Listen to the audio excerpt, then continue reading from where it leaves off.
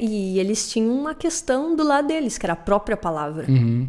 Eles trazem a mensagem para a Bíblia. Uhum. A essência da mensagem protestante era bíblica, ou coisa que não acontecia antes. Então, agora a essência é bíblica.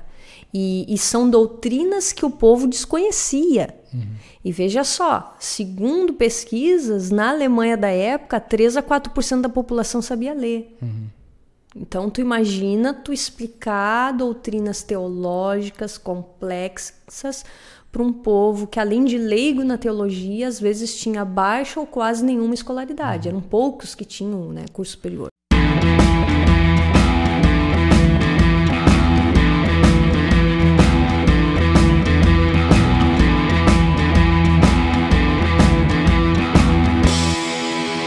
Fala pessoal, tudo bem? Eu sou o Lennon. E eu, Alexandra Trintin. E seja muito bem-vindo à nossa segunda temporada de podcast, onde aqui a gente vai falar sobre a pregação na época da Reforma Protestante. E aqui a gente quer falar sobre todos os aspectos, sobre a comunicação, sobre como que, enfim, eram feitas as pregações, quais eram os métodos utilizados.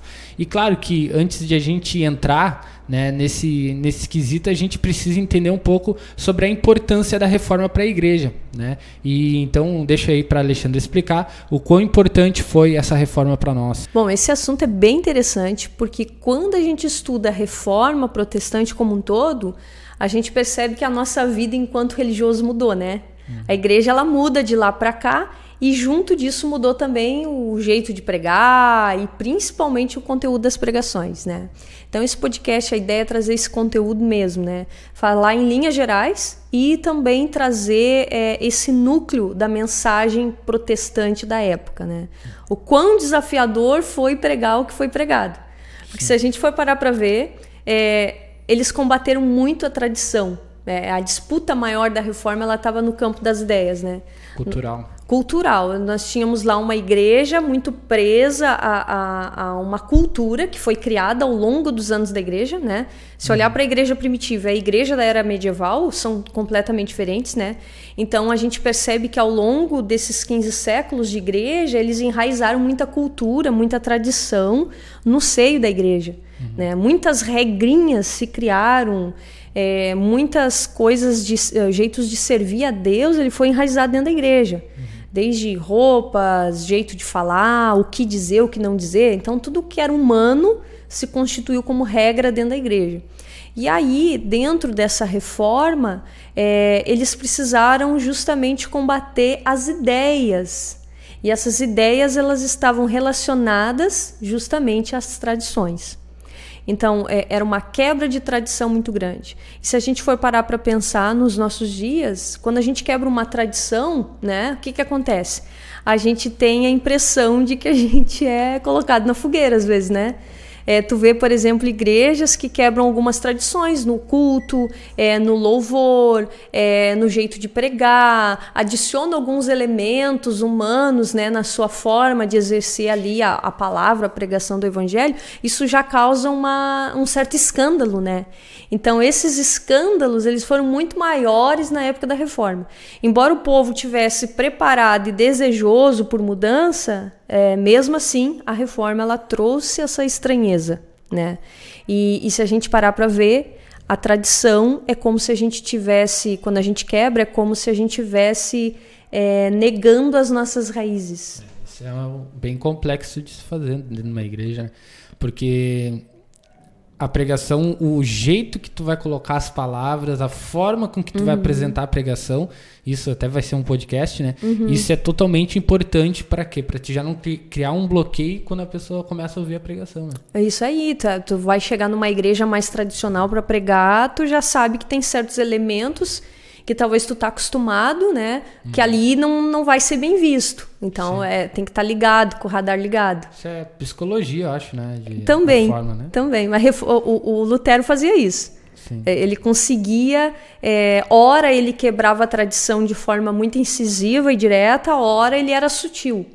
para não causar escândalo. Não causar um impacto negativo. Impacto, isso. O impacto, ele sempre tentava evitar o impacto em algumas coisas, né? É porque se tu vê já uma pessoa pregando, ela já traz um conceito que tu não gosta no início, provavelmente tu já bloqueia o resto das informações. Ah, né? Tu já nem escuta. Até o jeito do pregador subir, o jeito que ele dá, que ele cumprimenta a igreja, tu já fica, né? Ah, não deu a paz do Senhor. Ou, ele deu graça e paz. Ele deu feliz não sei o quê. Então a pessoa já fica, né? Talvez até para nós pregadores isso não seja tão forte, mas para as pessoas da igreja sim, né? Sim, quem tá ouvindo, né? Ele vai causar estranheza. E por quê? Por causa da tradição. Né? A tradição. O pregador faz apelo ou não faz apelo? Dependendo da linha, não concorda. Mas dependendo da linha, concorda. E inclusive ensina os pregadores a fazer. Então, tudo é questão cultural. Né, que isso fique bem claro, uma questão cultural, tradicional de determinadas igrejas. E aí a gente fala que era uma era medieval onde existia uma única igreja que dominava tudo, tanto no campo espiritual quanto administrativo, político, e aí com as suas próprias interpretações bíblicas, e ninguém tinha o direito, a autonomia de levantar e dizer, opa, eu acho que essa interpretação está errada, até porque a Bíblia ficava restrita, né, aos líderes religiosos, e aí chega a reforma que começa a combater no campo das ideias, as tradições. Sim. E aí pega fogo. Aí o campo, né, começa a incendiar, porque quebrar tradições é complicado. Quebrar tradições é muito complicado. E se a gente for ver o sentido da palavra tradição, quer dizer justamente isso, costumes ou valores que são preciosos para um determinado grupo. Então, essas tradições da igreja medieval não necessariamente eram tradições bíblicas. Existia a questão doutrinária, sim, mas a gente vai ver no decorrer da temporada que haviam outras tradições, até na forma de pregar, que não necessariamente era uma instrução bíblica, era uma forma, era um jeito que eles haviam dito que era o melhor de fazer. Né? Então, como foi difícil esse embate, né? E se a gente for parar para analisar essa reforma teológica acontecida no campo das ideias, ela revolucionou o que a gente entende por igreja, tá? A reforma protestante foi sim um movimento religioso, né? Mas não só isso, ela criou uma nova igreja, né? Ela rompeu e se criou agora uma organização e um organismo diferente. E quando eu digo organização em termos de estrutura, né, a hierarquia, a organização estrutural, quando se fala em organismo, a gente fala em forma que essas pessoas experimentavam a fé, e isso é muito forte, porque o jeito deles serem cristãos a partir dali mudou drasticamente, né? Mudou drasticamente pelo seguinte aspecto. Se a gente olhar o contexto teológico, tá? Porque assim, dentro da reforma, vários fatores empurraram para isso acontecer, né? Questão econômica, social, questão monárquica, né, dos reis, mas teve a questão teológica. Na época medieval, a teologia era opressora. Era uma teologia que criava medo nas pessoas. O homem medieval era um homem que tinha medo da morte. Eles tinham um medo muito grande da condenação, do inferno, do que aconteceria no futuro. Se eles não obedecessem à igreja, ou se fizessem isso ou aquilo, eles iriam queimar não sei aonde, eles não seriam perdoados. Então, eles criavam nas pessoas aquela imagem de que existia um Deus justiceiro, implacável, que vinha com tudo caso tu infringisse alguma regra dele. Então as pessoas viviam muito receosas, com muito medo, né? E aceitavam, eles eram ensinados, por exemplo, a aceitar muito os desígnios divinos. Não, tu tá aí nessa situação, Deus te quer assim, tu tem que viver assim, aceitar o teu legado, muito parecido com o karma, né? Com o evangelho espírita, né? Que tem por aí, que diz que tu tem que aceitar tudo, né? Que faz parte da tua evolução. Então, era uma coisa muito parecida com isso, sabe? Eles chegavam dizendo, cara, aceita. Só que olha o que provocou na população dessa época. Uma crise existencial. Porque as pessoas tinham uma alma que clamava por um relacionamento com Deus, mas um relacionamento diferente daqueles que a igreja estava oferecendo. Sim. né? Então, tipo assim, existiam perguntas e dúvidas, mas a igreja respondia outras coisas que não vinha, né, ao encontro dessas perguntas. As pessoas, de certo, pensavam, olha, tem algo a mais. Não pode ser só isso. A vida não é só isso, né? Então, essas perguntas entraram na rotina delas. Isso gerou uma crise existencial. Então, tu vê muitos homens daquela época que tinham sintomas depressivos. Tá? Existe hoje linhas de pesquisa que psicólogos, psicanalistas, eles pegam alguns diários ou biografias sobre a vida de alguns homens importantes, eles traçam um perfil psicológico, por exemplo. E muitos deles apontam, por exemplo, inclinação depressiva, por justamente essa época ela não trazer respostas existenciais.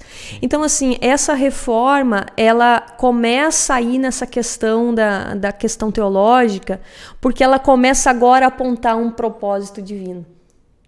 Então, veja só, tu tem uma igreja que vai para cá, que faz a pessoa cada vez afundar mais, achando que é daquele jeito e não vai mudar e que Deus é implacável, enquanto que a alma dela pede por uma vida com Deus diferente, e agora vem a reforma e traz a teologia para um outro lado. Então foi uma mudança assim, muito, muito grande no aspecto teológico. Na questão, por exemplo, econômica, isso também foi uma coisa que contribuiu para que a reforma acontecesse na época, né? Porque assim, muitos antecessores de Lutero tentaram fazer a reforma. Se tu for olhar na história, ali por 1100 e poucos, já surge o primeiro, né? O Pedro Valdo já começa ali a querer reformar a igreja, já trazer coisas diferentes, querer colocar a Bíblia na mão do povo e tal. E a igreja ela foi silenciando um por um. A cada século surgia um ou dois. E a igreja ia lá e silenciava. Pessoas à frente da visão da época, né? Totalmente, pessoas que estavam muito além do que a igreja estava ensinando. Deus já estava preparando o mundo para uma ruptura, né? Para uma mudança. Talvez foi até esses aí que colocaram, né, uma sementezinha para que no futuro isso acontecesse, né? Exatamente, eles não viram a reforma. Sim. Mas foram os precursores, né? Sim. Mas a gente chama, por exemplo, Lutero como o que encabeçou a reforma, né? Sim. Porque ele encontra espaço na sociedade e a sociedade impulsiona ele também. A gente pode atribuir sim a Deus, claro, Deus, eu creio que foi Deus que permitiu, que criou, mas a gente entende também que o mundo foi preparado para isso. A sociedade já não aguentava mais. Então tu vê lá, por exemplo, os burgueses, eles eram mal vistos pela igreja, olha só, só lembrando, né, os burgueses eram aquele camponês que estava lá no campo, que foi para a cidade, que migrou para a cidade, né, com o enfraquecimento do feudalismo eles migram para a cidade e ali eles começam a botar comércio, viram banqueiro e tal, e começam a enriquecer, eles ascendem socialmente, e a igreja não gostava de riqueza, não para os outros, só para ela. Tá, ela era rica, né? Mas ela dizia que a riqueza não era uma coisa de Deus. E os burgueses eram ricos, estavam enriquecendo. E elas diziam, não, tu tem que vender pelo preço justo. E o preço justo para eles era o que custou. Vamos dizer que essa xícara aqui me custou 10, eu tenho que vender a 10. Da onde, né? E a pessoa vai tirar da onde daí para... né? Então, e outra coisa que eles não gostavam, que eles diziam, não, vocês não podem usar de usura. Usura era emprestar dinheiro a juro. Isso não é bom, não é correto, Mas, poxa, né, eles tinham, eu vou te emprestar, mas eu vou cobrar uma coisinha em cima e tal, né, porque existiam os banqueiros na época. Então a burguesia não era bem vista pela igreja. Por quê? Porque a riqueza deles gerava independência deles da igreja. Né? Então, quanto mais a igreja centralizasse nela as riquezas, o domínio, o poder, melhor para ela dominar.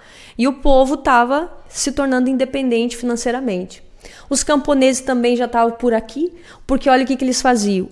O maior dono de terras era a igreja. Então os camponeses moravam nessas terras, trabalhavam e mandavam os resultados para onde? Para os mosteiros, para a igreja. Então sobrava muito pouco para eles, né? Então, sabe, a sociedade já não estava... E os reis, porque daí começa agora essa organização absolutista e começa os reis agora também criar tensão com a igreja. Por quê? Quem comandava no aspecto administrativo político era a igreja, né? Ela que decidia as coisas. A maior dona de terras era ela. O imposto que era retido da população ficava para a igreja, não ficava para os reis. E os reis diziam, não, tem que ficar no nosso reino, não tem que ir para Roma lá para o Papa. E aí, quando surge a reforma, que Lutero começa então a protestar a igreja, os reis gostam da ideia, os burgueses, os camponeses, já ninguém aguentava mais. Óbvio que ficou um grupo de pessoas ainda do lado da tradição, né, da igreja tradicional, mas assim, em termos de fomento, a sociedade estava pronta e ajudou a impulsionar e apoiar Lutero. Tanto que Lutero não foi morto quando ele fez tudo o que fez, porque ele foi protegido pela nobreza.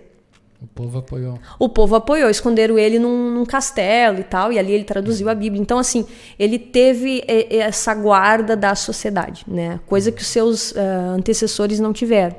Então, assim, quando Lutero ele chega em 1517 e começa a colocar lá as teses na porta da igreja, ele era nessa época um professor universitário já.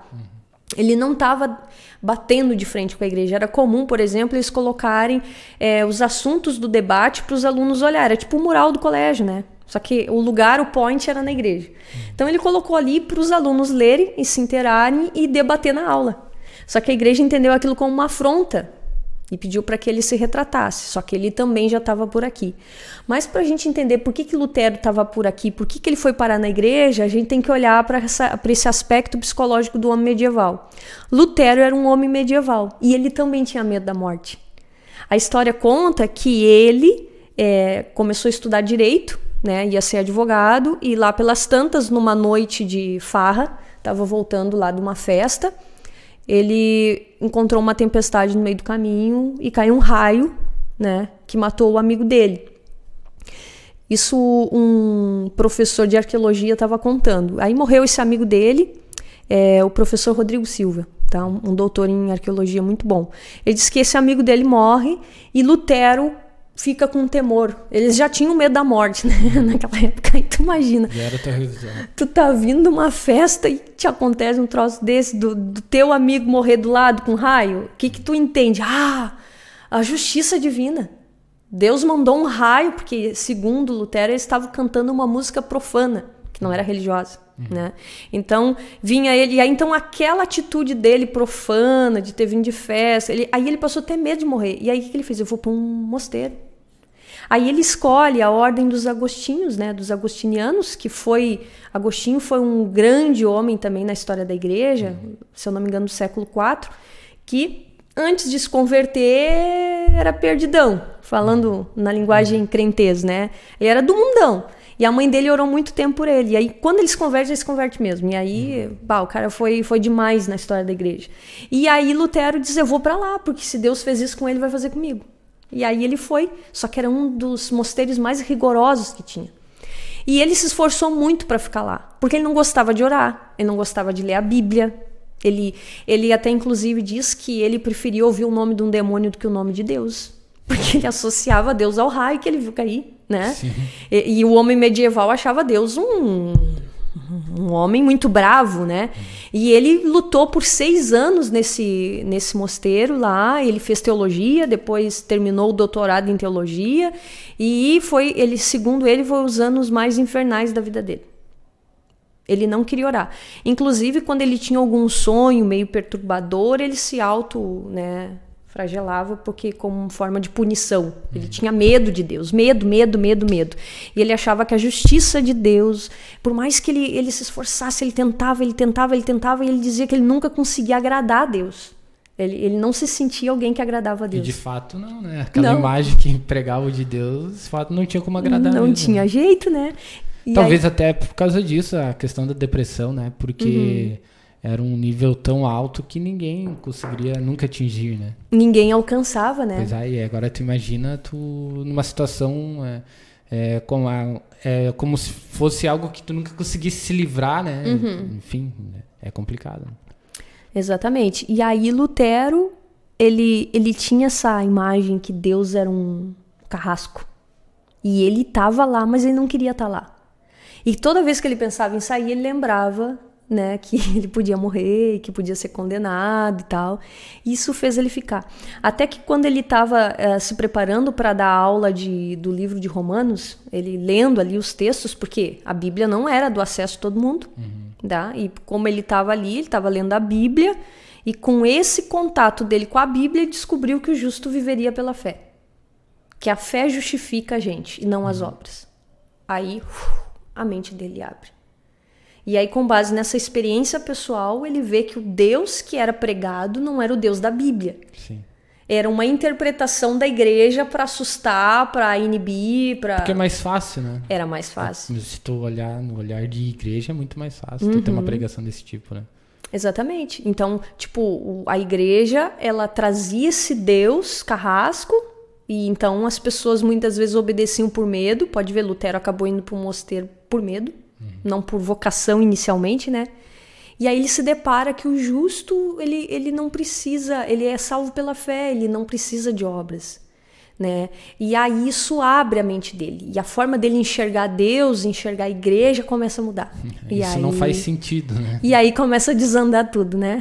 Porque daí ele começa, que nem tu disse, isso faz sentido, isso não faz sentido. E aí ele começou a contestar muitas coisas. Sim. Né? Ele começou a contestar muitas coisas. E o que ele mais contestou no início, nessas teses, antes dele montar a doutrina luterana, foi a questão das indulgências. O ápice foi que o Papa estava construindo a Basílica de São Pedro, a famosa, e ele dizia o seguinte: se tu ofertar, tu vai ter teus pecados perdoados, se tu ajudar na construção. Aí tinha um vendedor lá, que eu esqueci o nome agora, que ele era famoso vendedor, que ele vendia por tudo. Era um cara que tinha lábio. E ele, né, tornava a coisa mais lírica, romantizada. E dizia, cada vez que cai uma moedinha aqui, pá, e ele derrubava a moedinha, uma alma sai do inferno, do purgatório. Então as pessoas às vezes doavam para tirar algum parente que eles achavam que estava, ou já compravam um pedacinho deles no céu, né? Então, tipo assim, já vou pagar para um cantinho para mim lá, né? E eles acabavam contribuindo com essa construção dessa famosa igreja, lá, a Basílica de São Pedro. E Lutero disse, não, o que é isso? A salvação não é por isso, né?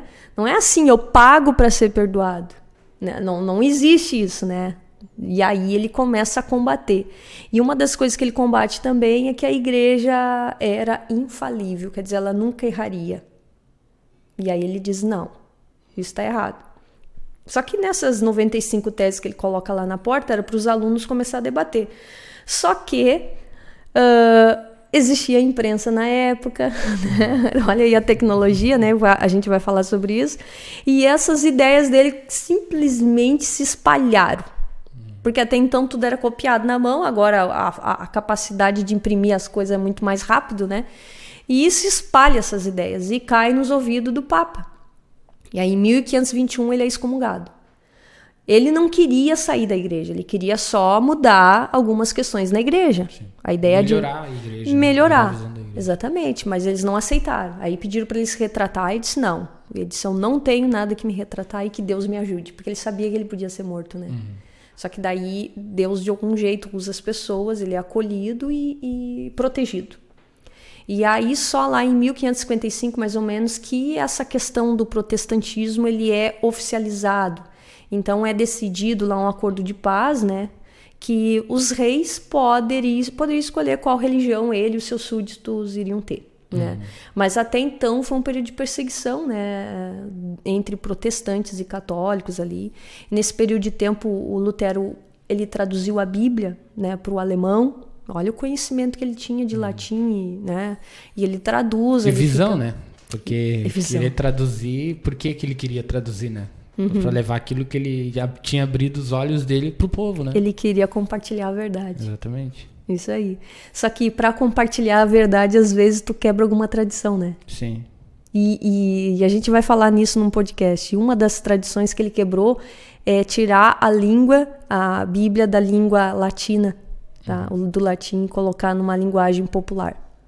Isso era herético. Foi nessa época que as impressões ficaram mais simples de ser feitas. A imprensa de Gutenberg ela levou mais ou menos 80 anos, olha só como parece tudo estrategicamente por Deus, né? Ela começou em 1430 mais ou menos, né? E ficou pronta ali uns 80 anos, não pronta, mas assim, no sentido de que as pessoas estavam familiarizadas.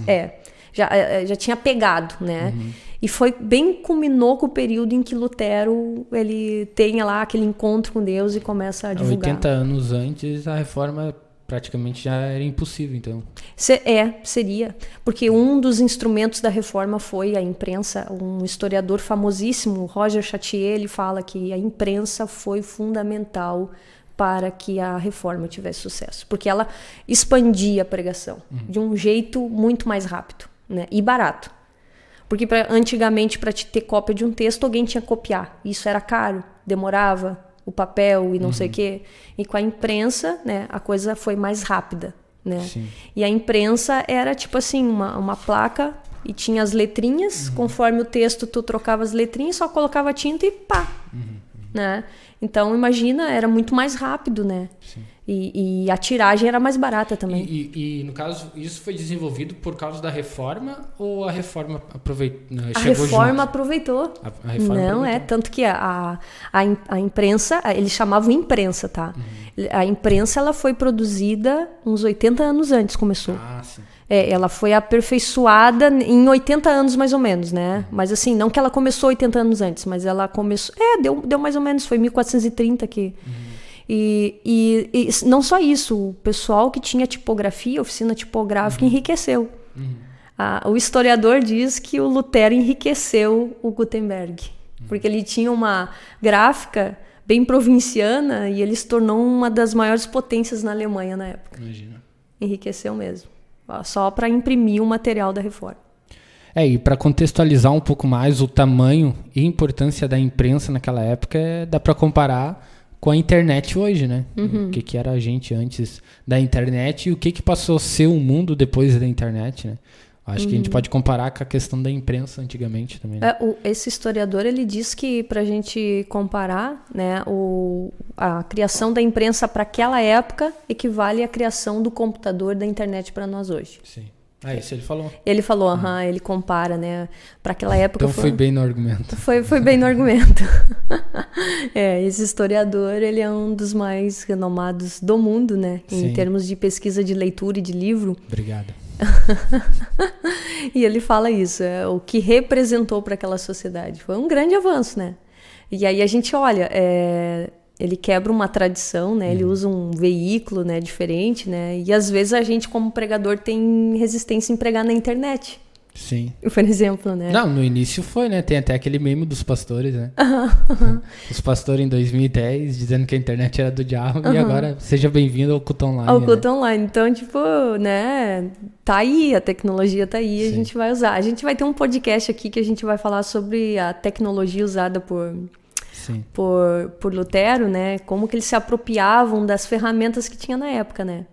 E toda essa doutrina luterana, protestante, ela estava embasada nessa descoberta que Lutero fez em relação à Bíblia no que diz respeito à salvação. Então, assim, por exemplo, a doutrina luterana, o que eles precisavam quebrar era baseado em 3 pilares, tá? Um deles era a questão da justificação da fé. A pessoa, ela só era justificada mediante a fé e não por obras. Ela falava sobre o sacerdócio universal, que dizia o seguinte: todos podem ler e interpretar a Bíblia, tá? Não é só um líder religioso, alguém que tem teologia. Toda pessoa é um sacerdócio, né? Ela tem esse papel diante de Deus de interpretar, né? Então, por que sacerdócio, né? Porque era o líder. Então, é como se ele dissesse, todos são líderes, todos têm a autoridade para interpretar. E ele fala contra a infabilidade da igreja. Ele diz, olha, a igreja é falível, ela é humana. Ela vai ter falhas, ela vai ter erros. A única coisa que não é falível é a Bíblia. Então, pensa o seguinte, olha o tormento que foi para a igreja católica da época. Isso, né? Desconstruía toda a linha teológica da época. Ela literalmente desconstruía. Porque antes era pregado o quê? Seja bonzinho que Deus vai gostar de ti. Tenha boas obras. Manda dinheiro pra cá que vou perdoar teus pecados. Ajuda a construir tal coisa que tu vai tirar não sei quem do inferno. Então era o oposto, né? Era muito barganhado, né, nisso, né? A questão da justificação, do sacerdócio universal, olha, não... só quem pode ler são os homens de Deus aqui. Vocês são leigos, vocês não podem. Ele disse, não, todos podem. E a questão de que ela cometia erros. Porque a igreja não aceitava ser questionada. Dá para entender? Ela não podia ser questionada, ela silenciava, ela matava. A igreja matava, tá? Ela matava. E era a igreja. Porque eles diziam que faziam isso em nome de Deus, né? Estavam acabando com os inimigos de Deus. Então, assim, tu pregar uma doutrina baseada nisso era bem pesado. Era pedir para morrer, né? Sim. E aí tem as tal das 5 solas, né, do Lutero, que é os 5 somente. Então, esse advérbio somente, ele é bem excludente mesmo, ele exclui o resto, diz que é só isso daqui. Então, ele diz sola escritura, quer dizer, só a Bíblia, que era a verdade infalível. Sola gratia, que quer dizer somente a graça e não por mérito, tá? Não existe mérito. Ele diz, cara, tu não tem mérito. Isso é difícil para alguns entender até hoje. Até hoje, tá complicado. Gente, olha, meu Deus do céu, né?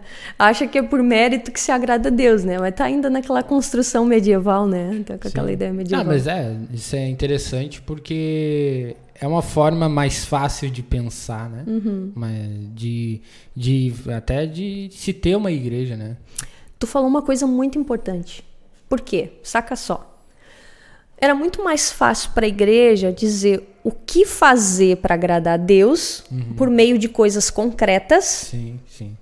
Dá esse dinheiro, paga tanto, faz assim, faz assado. Do que tu dizer graça, fé, que são conceitos abstratos. É muito mais difícil de ensinar. Sim. Tu entende que é muito mais difícil de ensinar? Então, como é que tu vai dizer assim, olha, somente a graça não é mérito teu? Tá, mas então posso fazer tudo que eu quiser de errado?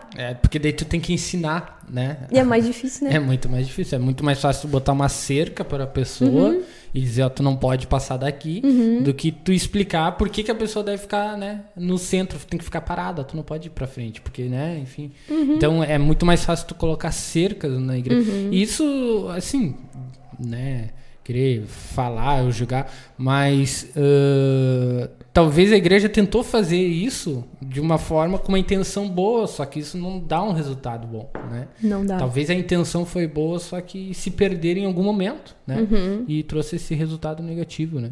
Se perdeu feio, né? Pode ser que no começo não, né? A intenção não tivesse sido, mas depois se corrompeu feio. Talvez começou com uma intenção boa e aí perdeu essa intenção, porque quando tu faz isso e as pessoas acatam, obedecem isso, tu gera um poder, né? Porque agora o que tu fala... é lei. E aí a gente já sabe o que é o poder por ser humano, né? Talvez começou com uma intenção boa, mas no meio, quando se destacou esse poder da igreja, talvez deve ter se perdido. Né? Se perdeu feio, E, tipo, é mais difícil tu ensinar uma mensagem abstrata, né? Olha, é só a graça, não é mérito teu.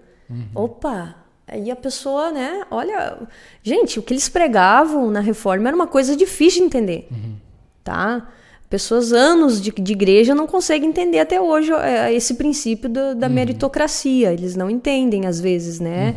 E ficam ali naquela luta, tentando agradar a Deus com o seu próprio braço e se frustra e às vezes acaba até saindo da igreja. Isso na época de hoje, imagina naquela época. Imagina naquela época. Então eles tinham que falar disso. Outro princípio foi sola fide, somente a fé.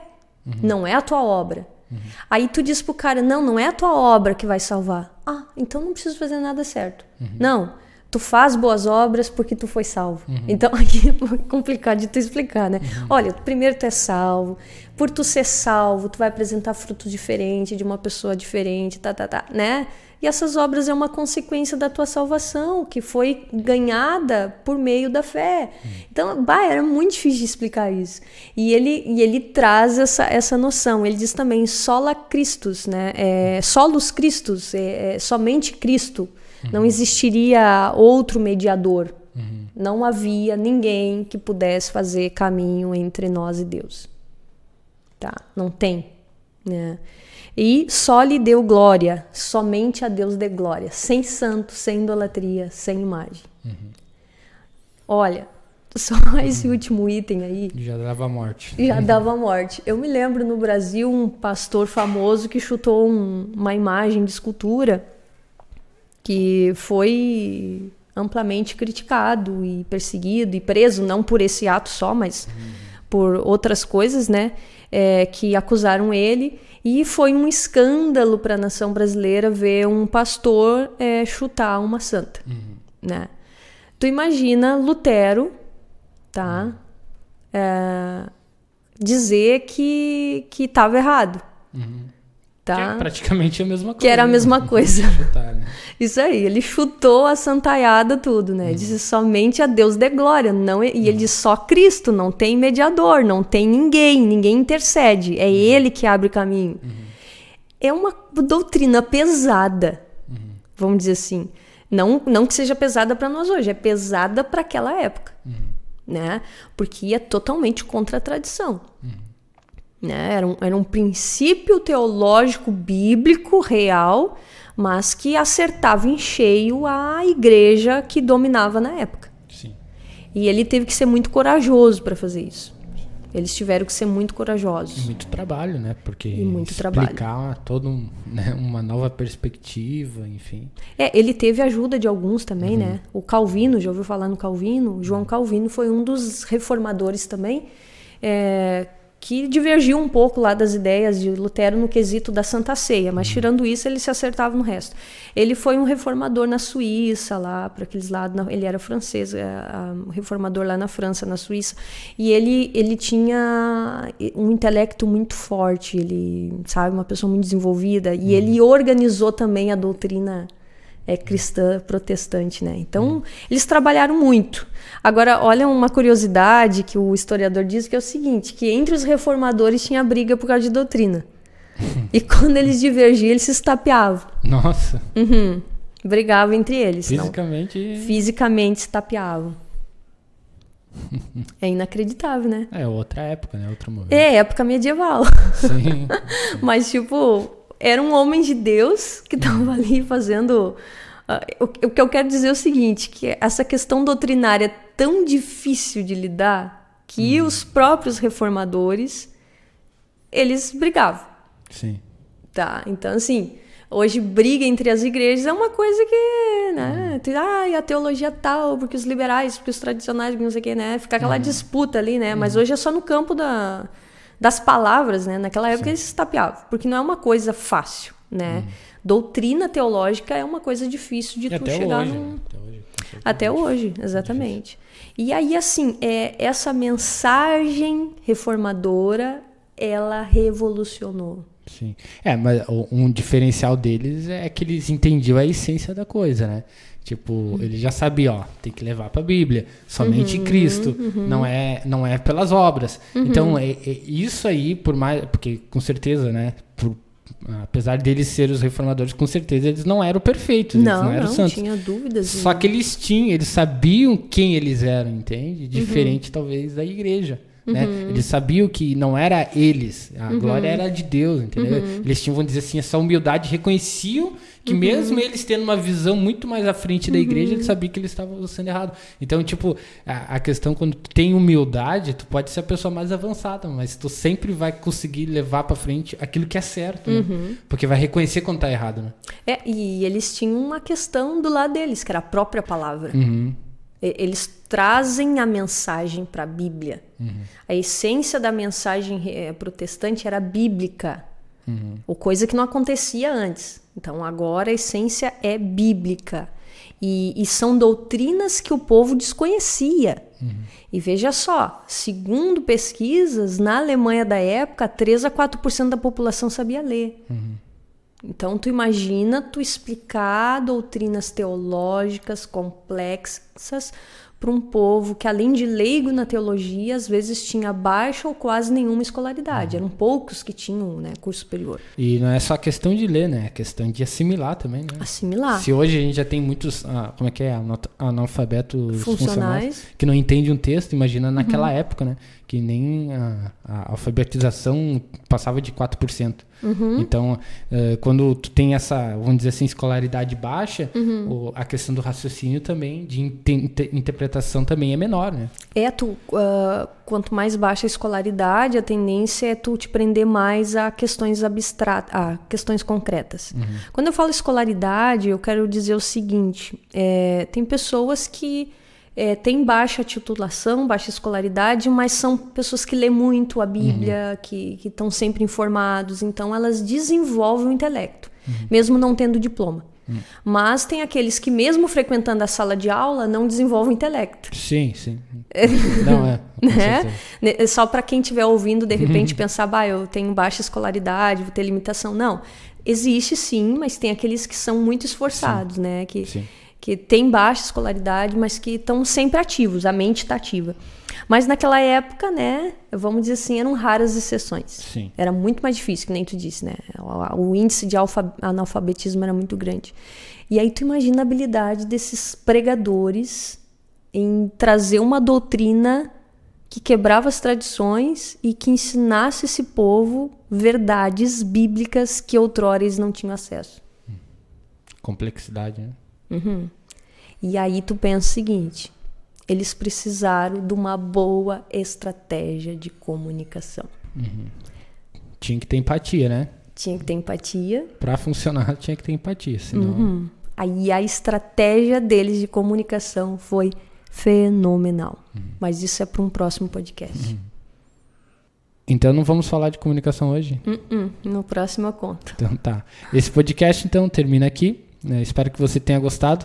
Deixe o seu like, compartilhe esse conteúdo com alguém que tem interesse em pregar ou então que já é pregador, para que a gente possa também alcançar essa pessoa. Isso aí. Eu despeço então. Tchau, gente. Tchau.